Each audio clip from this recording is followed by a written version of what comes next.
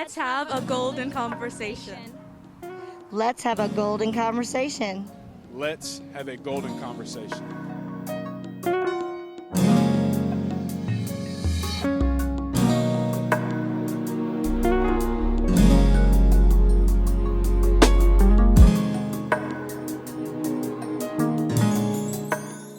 Hello everyone and welcome to today's show. The death of George Floyd was an uprising 400 years in the making. We've had the Wilmington Insurrection of 1898, Black Wall Street 1921, 16th Street Baptist Church bombing 1963, MLK March on Washington 1963. All produced violence, despair, and hope. This uprising has brought all nations together to take a look at the corruptions and the wrong. Let's have a golden conversation.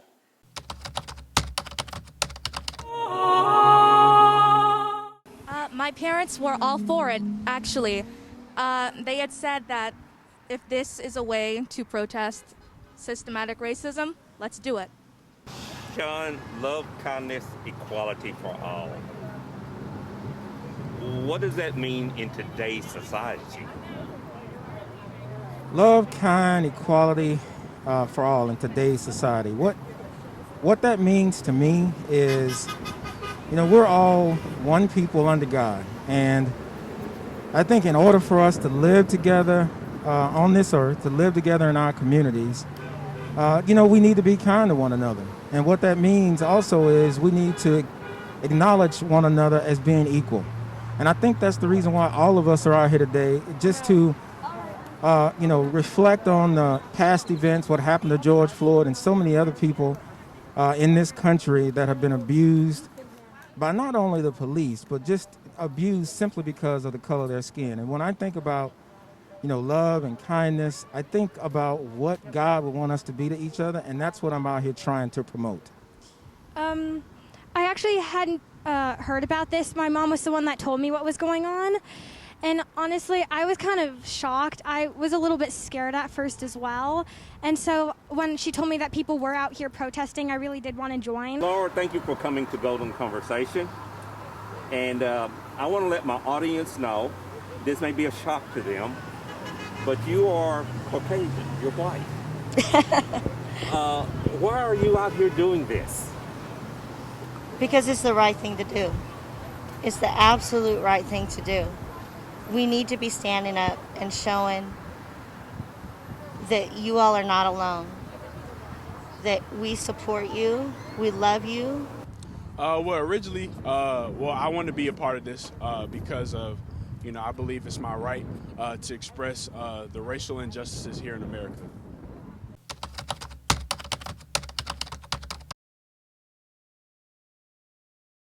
Yeah, what it feels like to be black. I mean, it's hard to explain that to folks who aren't black and don't experience sort of the day-to-day inherent racism or the unconscious racism that we get. But what it feels like to be black, it's like when you walk in a store and you feel like you gotta present yourself a certain way, walk a certain way, so that you don't pose a threat, because you realize that people are looking at you thinking that there's mischievous thoughts in your mind, or that you are up to something that is not good. And I know that that's the case, which is, it's not something that we should be worried about, but it definitely is something that we are worried about, because I've been asked in the past when I've gone in the stores or other establishments about, what's your purpose here, when a person of another race wouldn't be asked the same question.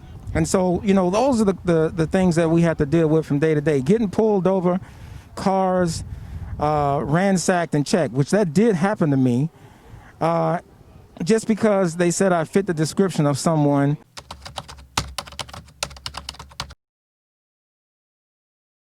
You've been trying to tell us for decades and decades and decades that you have been mistreated, that you have not been treated justly, that you have been subjected to injustice, and you were right all along.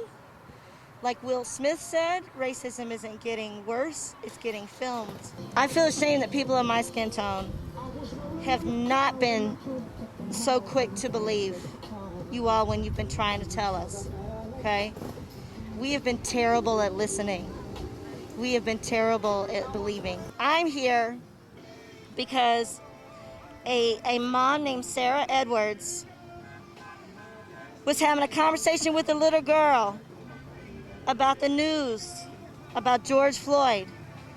And her little girl said to her mom, Sarah Edwards, said, "Mama, that could have been my friend. That could have been my friend." And she named the friend. And Sarah said, "Yes, baby, it sure could have been." And so they had a difficult but important conversation. And then they said, "What can we do?" And she felt led to come into this corner here and hold signs that said, "Black Lives Matter," and say their names. And say their names. And that's what she wanted to do.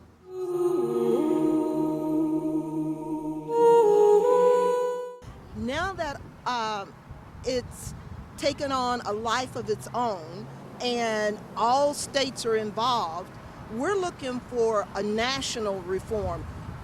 Before, there was protests in individual cities every time something happened, but now with this petition, and this is what I would like for the NAACP has a petition online, and it talks about reforming zero tolerance approach for the police for unarmed individuals, nonviolent individuals, and non-resistant.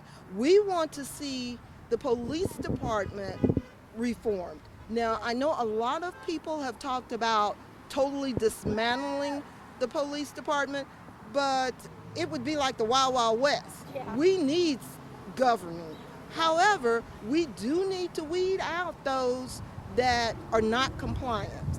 So, I mean, what we're looking for is national reform, and we're not going to stop. This is not going to be a one-time thing like with Rodney King or,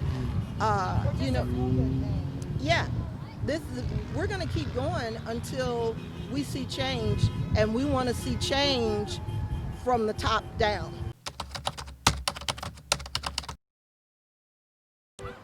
Being a student at Duke University, I have always been, opened my eyes of what it's like to be a black man here in America, and I feel like it's my duty and my job to help other of my counterpartners also feel the same and express myself. And so you're always trying to defend your blackness. You're always trying to feel like you fit in a place where we've been for the last 400, 500 years. What would you tell some of your classmates and friends who say, "Oh, none of this is a big thing"? What I would tell my friends is to reevaluate themselves. Also to go, look up stuff online in order to truly understand, and talk to myself included, to truly understand the reason, the frustration behind all of this. There was a 90-year-old woman just a couple of days ago here. Her family was helping her over the fence because she had a wheelchair. She was pushing a little wheelchair. She was sitting in it first, but they helped her over the fence. They looked at me and they said, "Miss Laura, she had to be here. She insisted on being here." And so she sat and she held her signs, and she would look up and she said, "I'm 90 years old." She said she had to be here. There was another woman I talked to, she's 70 years old. And she said, "I was doing this in the 60s. And I'm back here doing this again. But I have to because it's so important." When you saw what happened to George, when you saw what happened to Aubrey, when you heard what happened to the young lady that got shot while sleeping, when you heard, and I can go on and on, when you heard, bottom line, how does that make you feel? Those names that you mentioned make me feel sad, frustrated, hurt, sympathetic, empathetic. to everything that's gone on. And just for us to know those names, there's many out there that, we don't mention or have yet to hear about. So I feel upset and frustrated.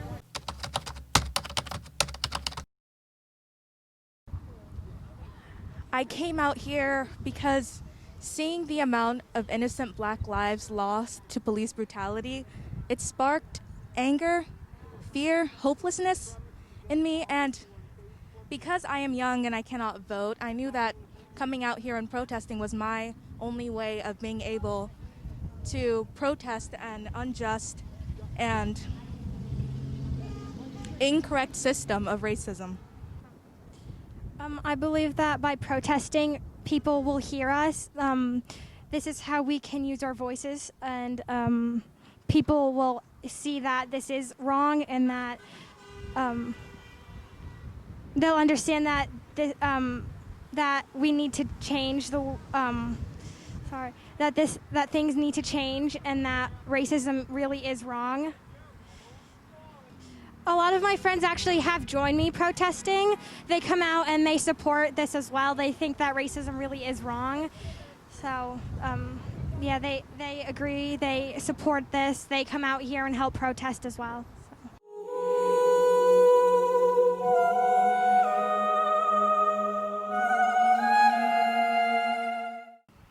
The reason why a lot of people say all lives matter is as a means to belittle and disarm the statement Black Lives Matter. I know a lot of people mean well when they say that, but it does come from individuals that are educated in the way of undermining different propagandas. So when someone says all lives matter, it takes away from that statement because, yeah, all lives matter, but Black lives are at stake at this present moment in time.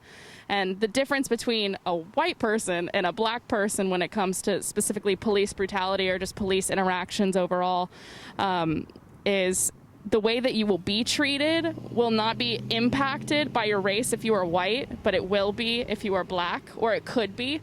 I'm not saying all cops are bad cops, but that's just kind of the way that cookie crumbles.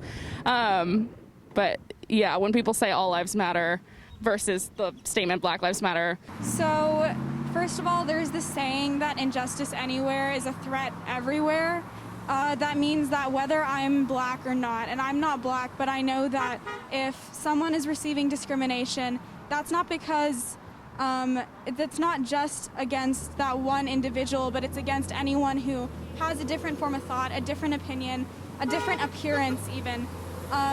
So it's my duty to rise up and to protect and to show my support for those who, have faced oppression for hundreds of years.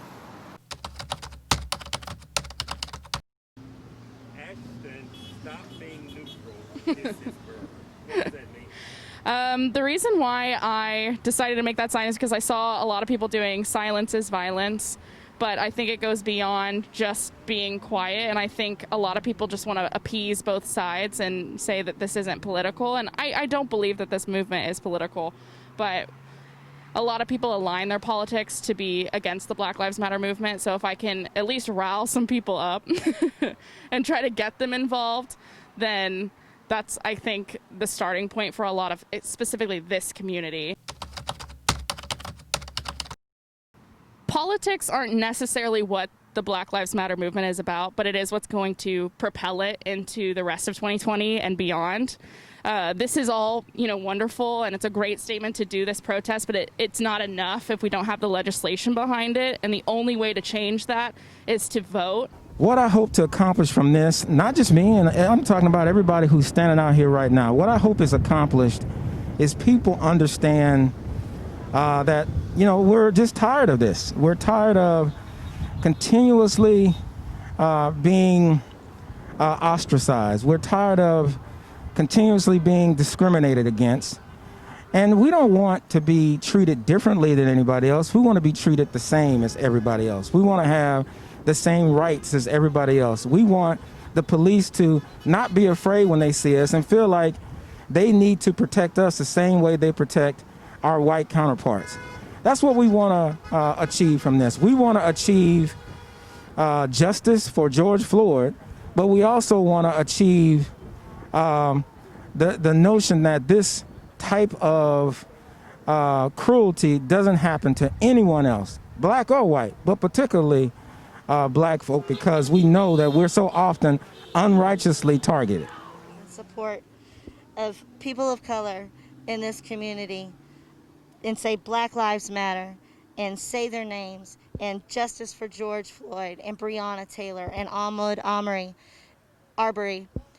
That's what we're going to do. It's going to be okay, y'all. I think what I want to tell the audience is that if this was anybody else or it was any other person with any different skin tone, it would relate to you more. And that's unfortunate. And so you have to start thinking about the fact that a black man was killed. And so obviously Black Lives Matter, that's the movement. We're pushing for that. But if you can't find common ground in that and you can't find empathy in that, you need to start thinking about how that would have affected your family.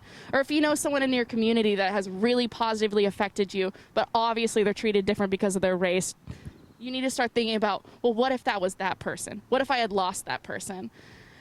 And I think that's what's gonna, I guess, be the big change, is to change people's hearts and what they care about. It touched my heart, it touched my soul. I had to grab it. The feeling's beautiful, the long awaited. Created vibe is heavenly. Going through this lifetime, reminisce on memories. Check it out. And that was Riverside, younger juvenile. Just was growing up, young, wasn't jumping no turnstiles. I rode the back of the bus. We didn't have trains in Minneapolis. I did a metamorphosis and changed. Just like a caterpillar forms into a butterfly. Let it fly one time and let it ride. We used to play the night scene. Bouncers used to hate me, cause we be fighting and then back the next week. I can't believe I used to act like that. Like it was cool to strap and all of that. But that was the mentality. It's like the hood that took us under. We was younger, felt the thunder. Hunger, check it.